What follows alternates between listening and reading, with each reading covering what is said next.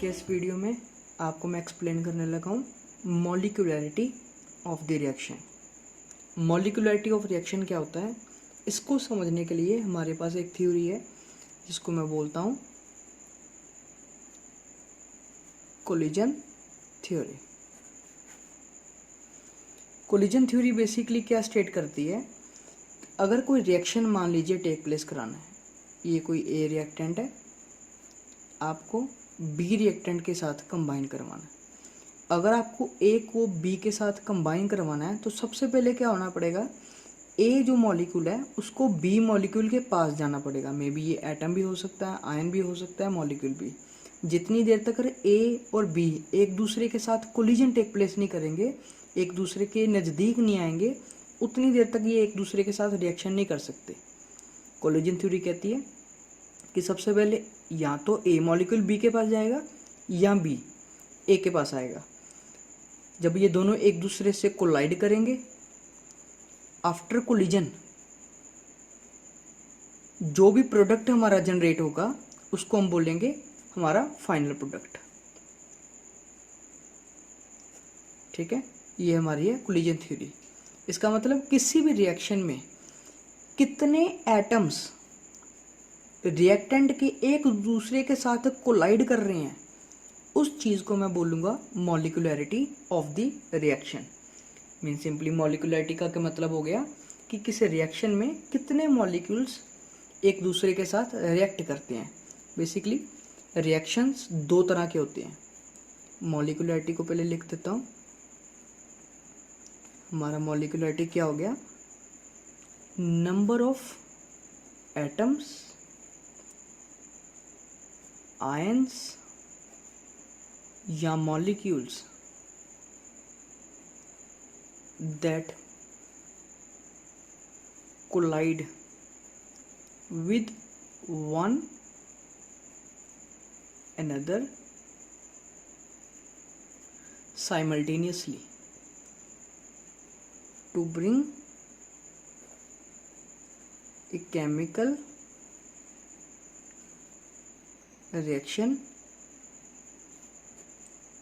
ठीक है, किसी रिएक्शन में कितने एटम्स, आयंस या मॉलिक्यूल्स एक दूसरे से कोलाइड करते हैं और क्या बनाते हैं, हमारा केमिकल रिएक्शन कंप्लीट करके फाइनल प्रोडक्ट जनरेट करते हैं, उस चीज़ को बोलेंगे हम मॉलिक्यूलैरिटी ऑफ द रिएक्शन। अब इसके हिसाब से देखा जाए तो रिएक्शन को दो टाइप्स में डिवाइड किया गया है।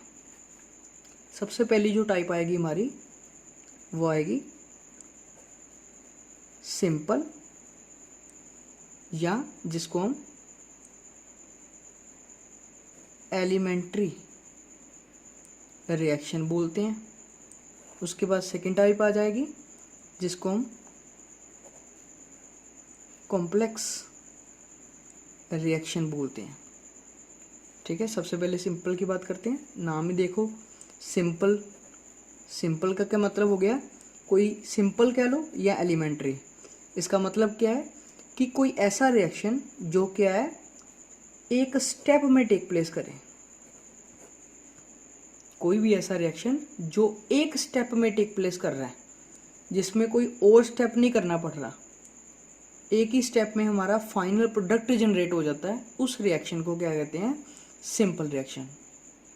फिर से रिपीट कर रहा हूँ, द रिएक्शन, डेफिनेशन बोल रहा हूँ, the reaction which takes place in one step only is called simple reaction. ठीक है, इस तरह के रिएक्शंस को सिंपल या एलिमेंट्री कहा जाता है। ठीक है, इसमें क्या होता है कि जितने भी हमारे बैलेंस्ड आयन्स या एटम्स होंगे जो एक दूसरे के साथ जुड़ेंगे, उसको बोलेंगे हमारा मॉलिक्यूलैरिटी ऑफ द रिएक्शन। जैसे एग्जांपल लेता हूँ, एग्जांपल में क्या है, मान लो कि कोई एग्जांपल ले रहा हूँ, 2NO2 या 2NO O2 के साथ कंबाइन होता है तो क्या बनाएगा, 2 टाइम्स NO2। 2NO O2 के साथ कंबाइन होके 2NO2 बना रहा है। इसका मतलब क्या हो गया कि इसमें ये एक सिंपल रिएक्शन है, क्योंकि इसमें कोई स्टेप्स नहीं आ रहे।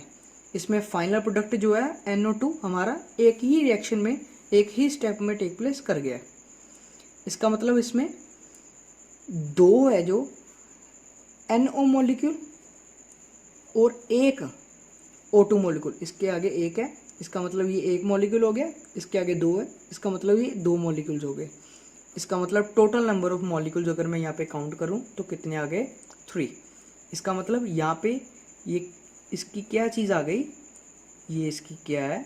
मॉलिक्यूलरिटी। इसका मतलब इस रिएक्शन में मॉलिक्यूलरिटी जो है कितनी हो गई? 3। इस तरह के रिएक्शन को हम ट्राई मॉलिक्यूलर रिएक्शन बोलेंगे। ठीक है, ट्राई मॉलिक्यूलर रिएक्शन, या इसको टेर मॉलिक्यूलर रिएक्शन भी बोला जा सकता है on the basis of molecularity. ठीक है, और एक चीज़ बताना चाहूँगा कि इस केस में अगर आपको कोई पूछ ले कि ऑर्डर कितना होगा रिएक्शन का, तो एक चीज़ आप सिंपली इसको कह सकते हो कि जितना हमारी इस रिएक्शन की मॉलिक्यूलरिटी है उतना ही हमारा ऑर्डर ऑफ रिएक्शन होगा। Means order of the simple reaction is also equals to molecularity which is equals to our 3। Means molecularity हमारी कितनी आ गई? इस केस में 3। इसका मतलब ऑर्डर भी कितना हो गया हमारा? 3। ठीक है जी, ये हो गया हमारा सिंपल रिएक्शन। अब आ जाते हैं कॉम्प्लेक्स पे, हमारी दूसरी टाइप कॉम्प्लेक्स रिएक्शन।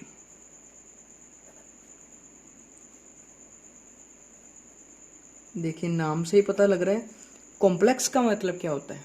कॉम्प्लेक्स का मतलब होता है कोई चीज़ सिंपल ना होना। सिंपल ना होना मतलब कि कोई ऐसा रिएक्शन जो एक स्टेप में टेक प्लेस नहीं होगा, मतलब जिसमें 2, 3 कुछ भी स्टेप्स यूज हो सकते हैं, जिसमें कितने भी स्टेप्स हो सकते हैं, बट एक चीज़ ये याद रखिए कि उसमें एक स्टेप नहीं होगा। प्रोडक्ट जो होगा 2, 3, 4 जितने मर्जी स्टेप्स में हो सकता है। मीन्स ऐसा भी कह सकता हूँ कि जो कॉम्प्लेक्स रिएक्शन है वो आगे क्या है? सिंपल रिएक्शंस का क्या है? कॉम्बिनेशन। इसका मतलब कि अगर मैं सिंपल रिएक्शंस को जोड़ना शुरू करूं तो मेरा क्या बन जाएगा? Complex reaction. सिंपल रिएक्शंस को जोड़ने से कॉम्प्लेक्स रिएक्शन बनता है। अगर आप कॉम्प्लेक्स रिएक्शन की बात करो तो कॉम्प्लेक्स रिएक्शन के लिए मॉलिक्यूल्स जो एक दूसरे के साथ कोलाइड इतने इजीली करते ही नहीं, उसमें क्या होता है? मॉलिक्यूलरिटी को डिफाइन ही नहीं किया जा सकता। Molecularity of complex reaction has no meaning. Molecularity का सिंपल रिएक्शन में मतलब ठीक है, समझ लग गया, but in case of complex reaction इसको हम ऐसा डिफाइन नहीं कर सकते। मतलब इस तरह इजी नहीं है इसको निकालना।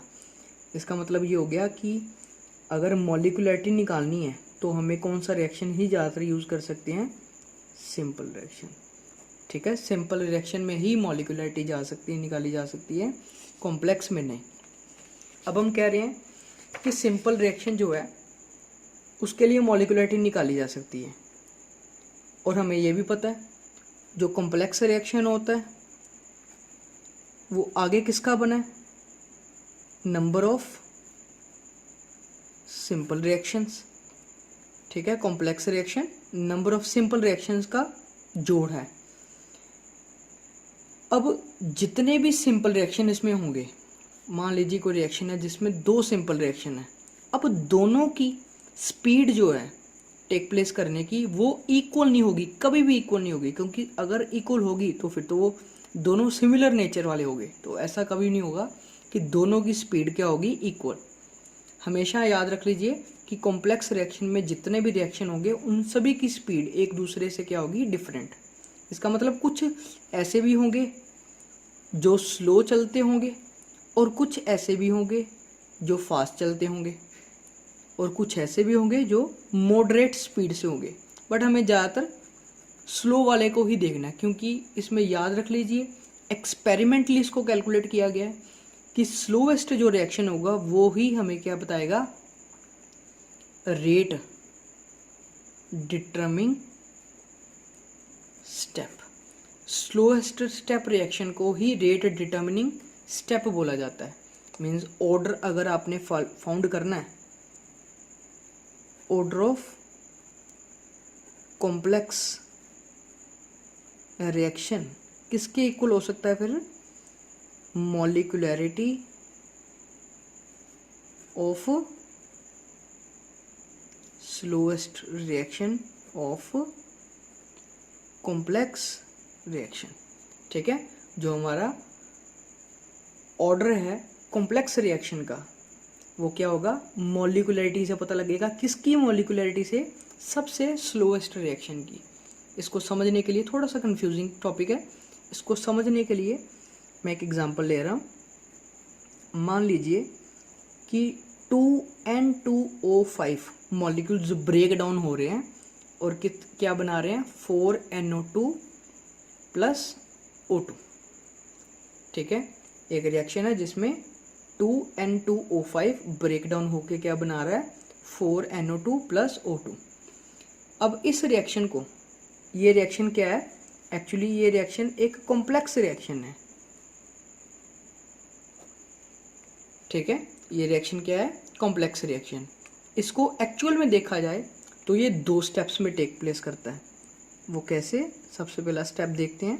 सबसे पहले क्या होता है कि N2O5, इस चीज़ को एक्सपेरिमेंटली कैलकुलेट किया गया है। ठीक है, N2O5 जो है सबसे पहले NO2 प्लस NO3 में ब्रेक डाउन होता है। स्टेप 2 में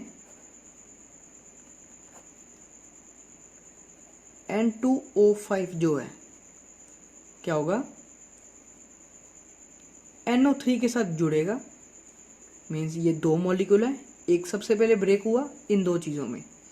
अब दूसरी बार क्या हो रहा है, ये जो दूसरा मॉलिक्यूल रह गया वो इस चीज़ के साथ कंबाइन हो रहा है और क्या बना रहा है, 3 टाइम्स NO2 प्लस O2। अब इसका मतलब ये 2 रिएक्शंस हो गए। आप चाहे इन दोनों को ऐड करके देख लीजिए, मैं यहाँ पे करके दिखा देता हूँ। ठीक है, ये इसके साथ कट जाएगा, ये इसके साथ ऐड हो जाएगा, 2 टाइम्स N2O5, ये इसके साथ कट, ये क्या हो गया, 4NO2 प्लस O2। मीन्स आ गया ये रिएक्शन। ठीक है, इसका मतलब क्या है, अब ये जो दोनों रिएक्शन है ये इसी में से बने हैं। मीन्स ये रिएक्शन क्या है, हमारा कॉम्प्लेक्स रिएक्शन।